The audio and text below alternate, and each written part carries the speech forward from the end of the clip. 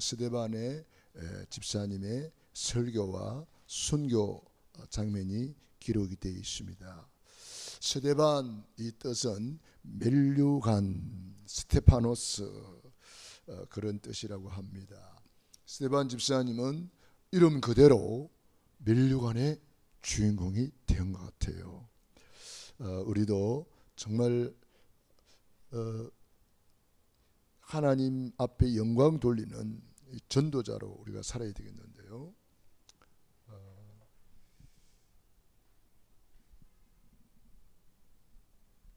성경에 멜류관이 한 7가지 나옵니다. 금멜류관 나와요. 계시록 4장에 보면은 금멜류관 4장 4절에 보면은, 그런가 하면은 의의 멜류관, 디모데후서 4장 1절로 8절, 그런가 하면은 생명의 멜류관, 계시록 2장 10절, 네가 죽도록 충성하라, 그러면 생명의 멜류관을 내게 주리라. 그런가 하면은 영광의 멜류관,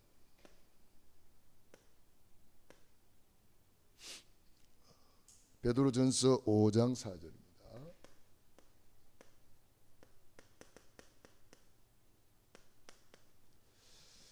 우리 주님 앞에 갔을 때 이런 멜류관을 우리가 받아야 되거든요. 이게 아주 우리가 마지막에 이제 주님 앞에 갔을 때 받는 목표일 수도 있습니다. 그런가 하면은 썩지 않는 멜류관,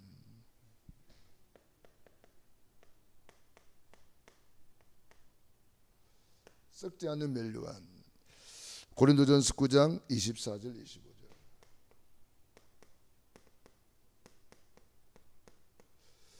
이 세상 것은 다 어떤 것도 다 썩지요. 그러나 우리가 받는 멜류관은 영원한 멜류관입니다. 썩지 않는 멜류관, 전도의 멜류관,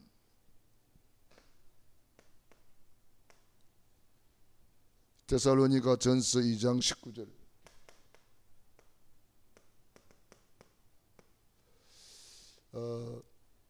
우리 주님 앞에 갔을 때에 너희가 나의 멜류관이다 그랬습니다.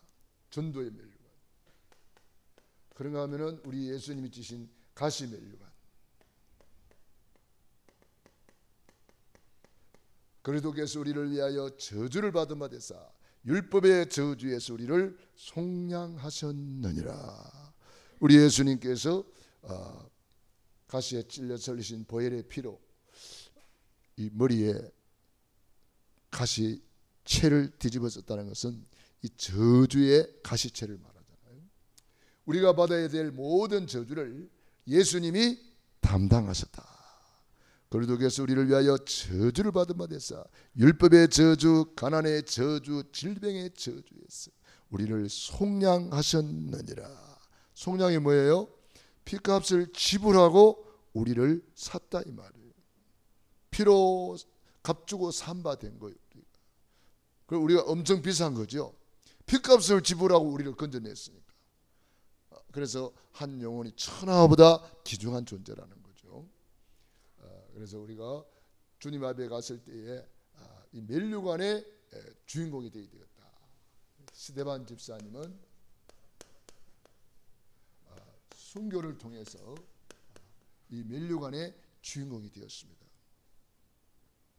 참 순교, 그거는 진짜 하나님의 특별한 은총으로 되어지는 것이지 아무나 되어지는 것은 아닙니다. 내가 죽고 싶다고 죽어지는 게 아니잖아요. 복음을 위하여 순교할 수 있다는 것은 하나님이 특별히 뽑은 사람만이 할 수가 있습니다. 그렇기 때문에 순교자가 나왔다. 손양원 목사님이 자기 두 아들이 순교하고 난 이후에 7가지 감사를 하면서 집안에 순교자 하나만 나와도 영광인데 순교자 2이나 나와서 너무 감사합니다. 그런 감사 기도를 드렸어요. 우리 정말 순교자, 우리가 지금은 뭐 순교 시대는 아니기 때문에 우리나라에서 예수 믿는다고 뭐 순교하는 그런 경우는 없는 것 같아요. 그러나 저 모슬렘권에는 지금도 순교가 일어납니다. 예수 믿는다고 막 이상한 방법으로 막 죽여요. 이상한 방법으로. 그래서 순교자들이 지금도 일어나고 있어요.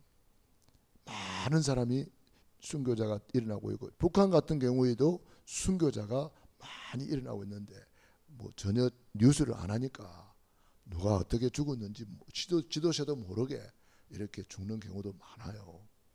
그렇기 때문에 지금도 북한에도 순교자가 일어나고 있고 모슬렘권에도 순교자가 일어나고 있다. 뭐 최근에 우리나라에서 그 선교하다가 순교한 사람들이 아프가니스탄에 가서 순교한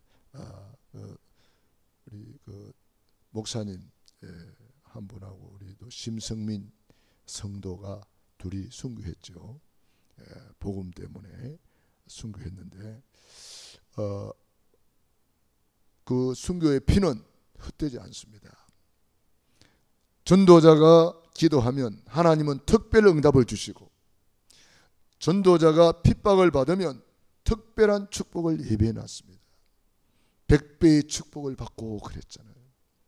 그리고 우리 전도자는, 순교자는 한 시대를 살리고 오는 여러 세대에 증거를 준다 그랬어요. 그러니까 우리나라의 토마스 선교사님이 처음으로 대동강변에 오셔가지고 순교했잖아요. 그 순교 이후에 우리 대한민국에 복음이 막 급속도로 밀려들고, 아니 그 나라에 가서 죽었다 그러는데 선교사님들이 안 와야 되겠다 아닙니까? 그 이후로 막 더 많은 선교사님들이 우리나라에 오셨다니까. 참 놀라운 일이죠. 그래가지고 저 양화진에 가보면은 많은 우리 선교사님들이 순교한 그런 그 묘지가 있잖아요. 너무나 감사한 일이죠. 우리나라에 와서 그 엘리트들이, 의사하면 보통 엘리트가 아니잖아요. 지금도 의사 그러면 엘리트인데 그 당시에 의사 그러면은 보통 엘리트가 아니에요. 우리나라에 오셨던 언더우드, 아펜셀러 이런 선교사님들은 그 학교에서도 우등생이고, 미국에서 말할 것 같으면은 대통령감이라는 거예요. 그 정도로 최고의 엘리트들이 우리나라에 복음 때문에 20대, 30대에 막 들어왔어요. 그 펄펄 끓는 청춘으로 복음을 전하고 우리 대한민국에 순교의 피를 뿌리고 많은 교회가 세워지게 되었어요. 그러니까 순교의 피는 교회의 씨앗이다, 그런 말이 있어요. 우리 선교사님들 너무 감사하잖아요. 이제 우리에게 이 복음을 전해 주었으니까 우리가 이제는 전 세계로 나가서 이제 복음을 전하는데, 가든지 보내든지 하라 그랬습니다. 우리는 갈 수 있으면 가서 복음 전하고, 그래서 우리는 단기 선교, 우리 김숙자 전도사님, 이명숙 전도사님, 러시아 시베리아에 단기 선교로 갔다 오셨잖아요. 참 엊그제 같은데 벌써 세월이 많이 지났죠. 그런 식으로라도 우리가 한번 지나만 다녀도 허감이 꺾이고, 지나만 가도 그게 교회가 세워지는 거예요. 우리 행주 교회가 세워져 있잖아요. 언더우드 선교사님 세웠다고 그래요. 그 행주 교회에서 세운 교회가 능곡교회. 능곡이 100주년 기념 교회를 이렇게 멋지게 교회 세웠잖아요. 그게 다 선교사님들이 씨를 뿌려서 세워진 교회란 말이에요. 그래가지고 막 교회가 막 쫙쫙쫙쫙쫙. 감리교 선교사님이 지나간 자리에는 감리교회가 세워지고, 장로교 선교사님이 지나간 자리에는 장로교회가 세워지고, 이렇게 어떤 선교사님이 오셨느냐에 따라서 이 지형이 달라지는 거예요. 어떤 데는 침례교 교회가 많아요. 왜? 침례교 선교사님이 오셨기 때문에 그래요. 저 강화에 가면은 싹 다 거의 감리교입니다. 왜 그래요? 감리교 선교사님이 거기 오셨어 그래요. 그러니까 강화에 막 전부 다 감리교. 저 경상도 쪽에는 장로교가 많아요. 왜? 장로교 선교사님들이 거의 막 경상도 지역에 들어가서 교회를 세웠기 때문에 그래요. 그러니까 누가 지나가느냐에 따라서 이렇게 달라져요. 달라진다고. 신비운동하는 사람이 지나가면 신비운동하는 교회가 세워지고, 율법주의자가 지나가면 율법하는 교회가 세워지고, 복음 가진 전도자가 지나가면 복음 가진 교회가 세워지는 것입니다. 얼마나 감사한 일이에요. 자, 그래서 우리는 이 스데반 집사님을 보면서 왜 스데반 집사님이 중요합니까? 스데반 집사님은 전 이스라엘 문중,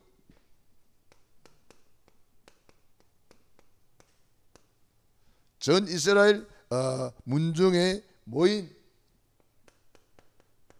재판 자리예요. 종교 재판 자리. 그런가 하면은 전 유대인에 대한 복음 전교.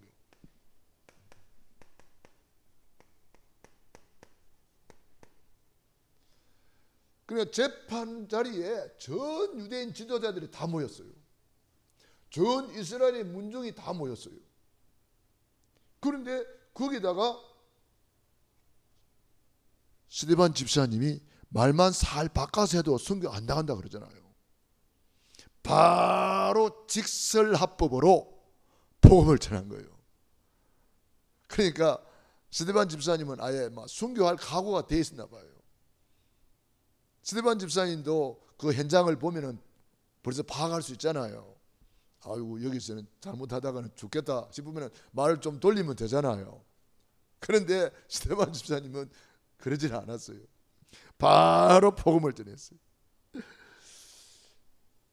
그래서 성경책 들고 있는 사람들이 성경책 가지고 스데반 집사님을 돌로 쳐 죽였습니다. 성경책 들고 있는 유대인들. 왜? 시기가 일어나 그랬습니다. 초대교회가 막 역사가 일어나니까 많은 사람들이 막 복음으로 막 몰려온단 말이에요. 바리새인 서기관 대제사장들이 딱 보니까 이 시기가 가득하여 그랬습니다. 이게 바로 사탄이가 사용하는 통로입니다. 사탄이 들어오는 틈이란 말이에요. 틈. 시기, 질투, 불신앙, 이 전부 다 이 사단이가 들어오는 통로가 됩니다. 지금도 시기, 질투로 복음 전하는 사람들을 뭐 2단이니 3단이니 정죄하는 사람들도 많아요. 스데반 집사님의 설교 내용, 사도행 7장에 보면은 스데반 집사님이 길게 설교한 내용이 기록이 되어 있어요. 2절로 8절에 보면은 아브라함을 부르신 이유,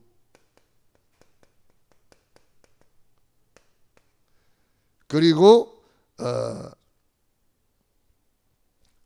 애굽의 400년 모세 인도, 이스라엘 백성들이 왜 애굽의 노예가 되고 피 언약 가지고 모세를 통해서 출애굽한 거, 피를 볼 때에 모든 저주재앙이 넘어갔다. 그 피 언약. 그러면서 다윗에 관한 설명을 쭉 했습니다. 믿음의 사람 다윗이 메시지한 내용을 설명을 했습니다. 다윗이 언약 잡고 기도하고 장차 오실 메시아에 대한 그런 내용들을 설명했고, 그러면서 선지자를 죽이고 이스라엘의 불순종을 지적했습니다. 선지자들을 핍박하고 이스라엘 백성들의 불순종, 이걸 지적을 했어요. 이때 이 유대인들이 발악을 해버린 이 지적한다는 것이 쉬운 게 아니잖아요. 너희가 바로 그 사람이다 이렇게 지적을 해버렸어요. 그러니까 이 바리새인 서기관 대제사장들이 자존심 강하기로 유명한데, 너희가 십자가에 못 박아 죽인 예수, 너희 조상들이 그렇게 핍박하더니 너희가 바로 그 사람들이다, 이렇게 바로 직설합법으로 죄를 지적한 거예요. 죄를 지적하고 하면은 어찌할꼬 하고 회개했으면 얼마나 좋겠습니까? 사도행전 2장에는 베드로가 너희가 십자가에 못 박으신 예수님이 부활하셨다, 그러니까 그들이 어찌할꼬 하고 막 가슴을 치면서 회개했거든요. 그러니까 이 두 가지 반응이 나오는 거예요. 하나님의 말씀을 듣고 어찌할꼬 회개하는 사람은 사는 사람이고, 분이 가득해가지고 막 혈기가 나와가지고 막 소리 지르고 막 스데반 집사 저놈 죽여라, 이렇게 시기 질투가 일어난 사람은 결국은 멸망받는 거잖아요. 심판받는 거잖아요. 그러니까 너희가 십자가에 못 박아 죽인 예수님이 바로 우리가 기다리던 메시아다, 이거 설명을 한 거예요. 그러니까 예수 그리스도의 죽음과 부활에 대해서 그들을 딱 지적했단 말이에요. 그랬더니 그 사람들이 완전히 발악을 한 거지. 발악을 하면서 돌을 들어서 스데반 집사님을 치니, 스데반 집사님이 무릎을 꿇고 주여 저들의 죄를 저들에게 돌리지 마옵소서 하고 죽었다 한 거라고 잔이라 그랬습니다. 참 대단한 메신저입니다. 전 이스라엘 문중 앞에서, 전 유대인들의 문중 앞에서, 그러니까 스데반 집사님은 최고의 강단에서 복음을 전한 거예요.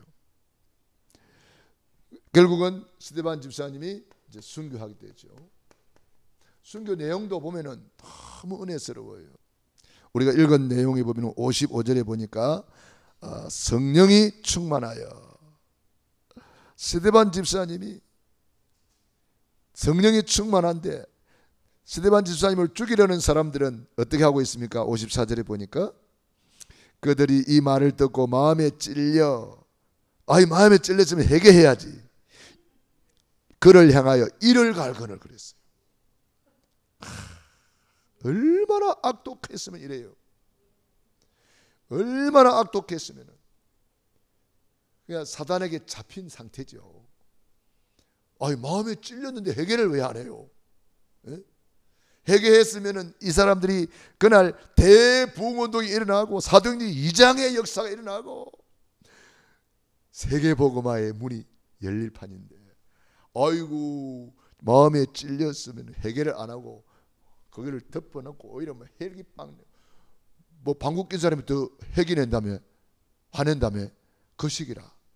그래가지고 이를 갈고 돌을 들어서 스데반 집사님을 치는데, 그런데 스데반 집사님은 어때요? 55절 시작. 스데반이 성령 충만하여 하늘을 우러러 주목하여 하나님의 영광과 및 예수께서 하나님 우편에 서신 것을 보고, 성령이 충만하여. 대단합니다. 성령 충만. 순교는 아무나 하는 게 아닙니다. 성령 충만한 사람이 할 수가 있어요. 성령 충만한 중에 하나님의 영광을 보았다 그랬어요. 성령 충만한 중에 그는 복음을 전했어요. 성령이 충만하여. 그래서 55절에 복음을 전하는 거예요. 예수께서 하나님 우편에 서신 것을 보고 하늘을 우러러 주목하여 하나님의 영광과 및 예수께서 하나님 우편에 서신 것을 보고 말하되, 보라 하늘이 열리고 인자가 하나님 우편에 서신 것을 보노라.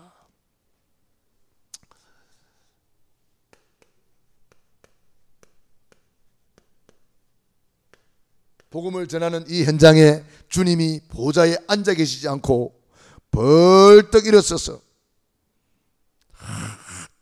스데반 집사야 힘내라, 힘내라. 스데반 집사님에게 힘을 주고 있는 우리 주님을 스데반 집사님 바라보니까 스데반 집사님은 돌이 날라와서 때리는데도 아마 아프지 않을 정도로, 그 정도로 성령 충만 받아버렸어요. 우리가요 너무 성령 충만 받아버리면은요 돌 맞아도 안 아픈가 봐요. 우리 그 정도로 성령 충만 받기를 바랍니다. 누가 욕을 해도 괜찮고, 뭐라 해도 괜찮고, 핍박을 해도 괜찮고, 돌이 날라와도 괜찮고, 소금이 날라와도 괜찮고, 물바가지 날라와도 괜찮고, 이 정도로 우리가 성령 충만 받아야 돼요. 스데반 집사님 보라, 하늘이 열리고 인자가 하나님 우편에 서신 것을 보노라. 얼마나 멋있습니까? 하늘이 열린 것을 봤다. 이 하나님이 영광을 본 거예요. 하늘의 영광, 보좌 우편에 앉아 계신 그리스도. 그런데 그 그리스도가 서신 것을 보노라. 그리스도께서 보좌에 앉아 계시잖아요. 원래 우리 사도신경에 보면은 보좌에 앉아 계시다가 저리로서 산자와 죽은 자를 심판하러 오시리라 그렇게 되어 있는데, 우리 예수님이 앉아있지 않으시고 보좌에서 벌떡 일어서 가지고 서신 것을 보노라, 보며 그러면서 뭐라 했습니까? 그들이 큰 소리를 지르며 길을 막고 복음 안 들으라고 이렇게 보세요. 지상 최대의 복음 그리스도를 전하고 있는데 길을 막고 소리를 지르고 다른 사람도 못 듣게 막. 이렇게 악합니다. 사탄 마귀는요 이렇게 만든 거예요. 길을 막지요, 소리를 질러서 못 다른 사람까지 못 듣게 막지요. 지상 최대의 복음을 전하고 있는 이 현장에 복음을 거부하고 방해하고 막는 이런 악한 흑암의 세력이 있다는 거죠. 일제히 그에게 달려들어 성 밖에 내치고 돌로 칠세 그랬습니다. 돌을 때려서 막 치는 거예요. 그런데 스데반 집사님 뭐합니까? 59절에 보니까 그들이 돌로 스데반을 치니 스데반이 부러지져 이르되 주 예수여 내 영혼을 받으시옵소서 하고 무릎을 꿇고 크게 불러 아르되. 어쩌면 이렇게 할 수가 있겠습니까? 이 죄를 그들에게 돌리지 마옵소서. 이 말을 하고 자니라. 중보기도입니다. 자기를 돌로 치는 그들을 향하여 그냥 기도합니다. 무릎을 꿇고. 대단합니다. 무릎 기도, 중보기도 하는 거예요. 이 중보기도는요 하늘을 움직이고 땅을 움직이고, 이 기도 때문에 사울이 변하여 바울이 된 거예요. 여기 사울이 나오잖아요. 사울이라는 청년의 성 밖에 내치고 돌로 칠세 정인들이 옷을 벗어 사울이라는 청년의 발 앞에 두니라. 이 사울이라는 사람이 스데반의 순교 현장을 자세히 본 거예요. 이 사람이 스데반 집사님 죽이는데 대장이에요. 대장. 옷을 벗어다가 어디에 두었어요? 옷을 벗어다가 사울이라는 청년의 발 앞에 두니라. 그게 이 사람이 대장이라. 스데반 집사님 죽이는데 대장이 자세히 보니까 이게 다르거든. 아마 속으로는 큰 충격을 받은 거예요.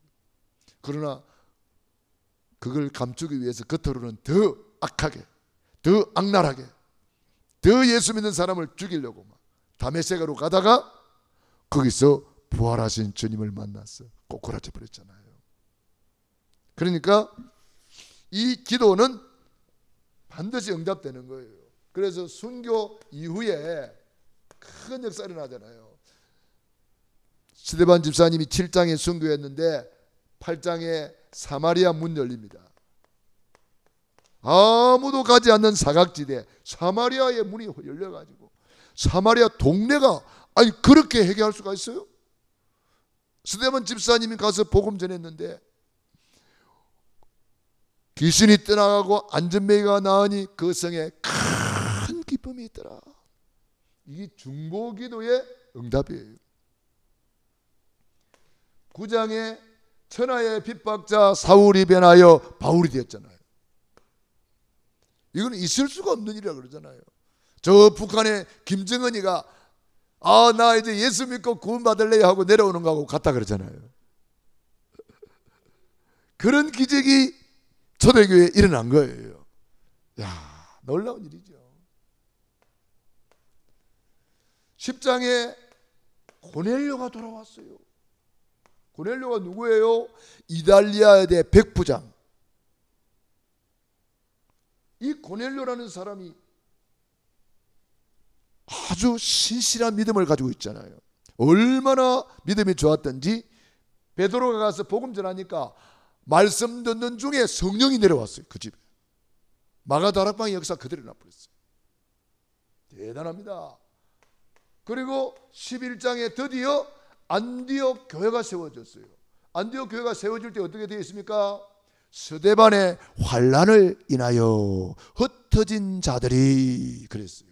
스데반 집사님 환난을 인하여 흩어진 자들이 순례자들이 안디옥에 와서 복음을 전하는데 유대인에게만 복음을 전하는데 이 안디옥에 있는 사람들은 헬라인에게도 말하여 주 예수를 전파하니 놀라운 일이 벌어졌어요. 주의 손이 함께하고 은혜가 보이고 큰 무리가 더하고 경제 기적이 일어나고 선교사를 파송하는 최초의 선교사를 파송했잖아요. 놀라운 일이 벌어졌잖아요. 12장에 천사가 옥문을 열고 기적을 베풀어 주시고 13장에 최초의 선교사를 파송하는 바울과 바나바를 따로 세우라. 이 선교사들이 1차, 2차, 3차 순회를 했는데 이게 웬일입니까? 세계 복음화가 이루어져 버린 거예요. 이게 초대교회란 말이에요. 놀라운 일이 벌어졌습니다.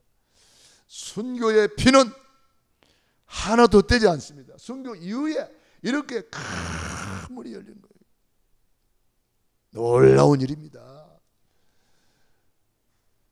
지금은 순교 시대가 아니기 때문에 우리는 산순교자가 되어야 됩니다.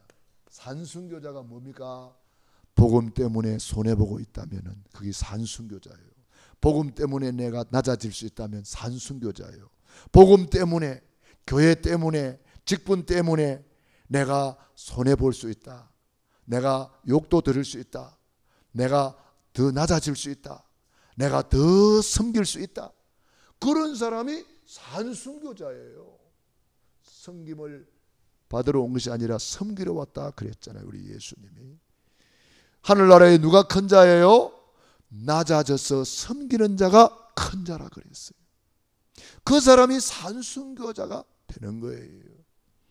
내가 할 말 다 있지만 말 안 하고 예수님은 그리스도 하고 가만히 있을 수 있잖아요. 그게 산순교자예요. 네가 올리 내가 올리 따지고 막 할 수 있지만 누명도 쓸 수 있고 내가 안 그랬는데 그래 입 닫고 가만히 있자. 이렇게 복음 때문에 내가 십자가를 질 수 있다면 그게 산순교자라. 복음 때문에 우리 예수님이 가시 면류관도 쓰시고 복음 때문에 우리 예수님은 채찍에도 맞으시고 복음 때문에 우리 예수님은 모진 십자가에 조롱과 멸시와 천대도 받으시고 복음 때문에 그런 거예요. 그래서 마가복음 10장에 뭐라 했습니까? 나와 미 복음을 위하여 손해본 일이 있느냐? 산순교자가 되었느냐? 이 땅에서 100배나 갚아주고 내세에 상급을 주신다고 약속했습니다. 우리는 산순교자가 될 수가 있습니다. 지금은 순교 시대는 아니기 때문에 산순교자는 얼마나 될 수 있습니다. 내 먹을 거 안 먹고 500리얼을 드렸던 어린 아이처럼 보리다스게 물고기 2마리, 그게 산순교자만 할 수 있는 거예요.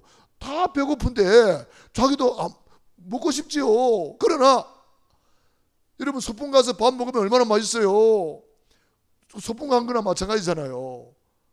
예수님 말씀 듣기 위해서 소풍 간 거나 마찬가지잖아요. 그런데 점심을 싸갔는데 너무 큰 은혜를 받고 보니까 자기가 먹을 걸 안 먹고 우리 예수님 손에 올려드렸잖아요. 이게 산순교자란 말이에요.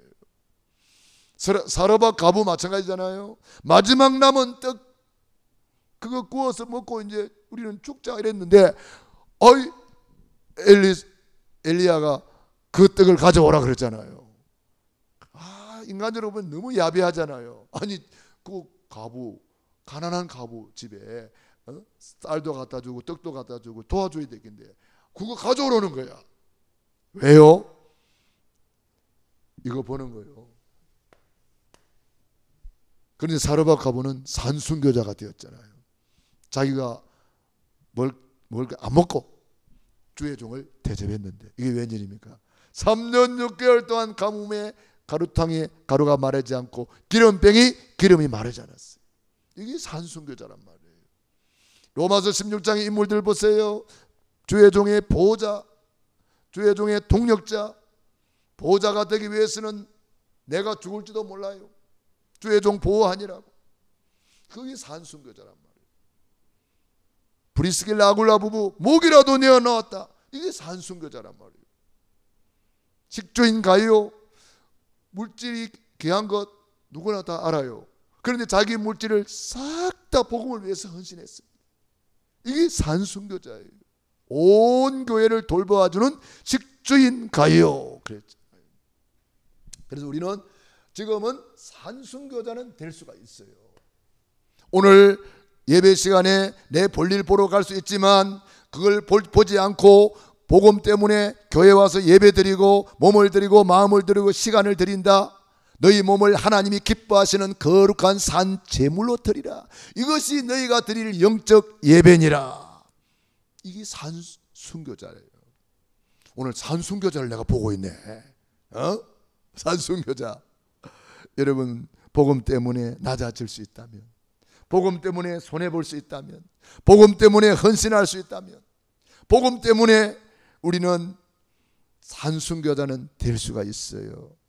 이 마지막 때에 저와 여러분이 정말 복음을 위하여 헌신하고 주님 앞에 갔을 때에 잘하였도다 착하고 충성된 종아, 칭찬받고 상급받고 멸류관의 주인공이 되기를 축원합니다. 기도하겠습니다. 우리 말씀 붙잡고 합심기도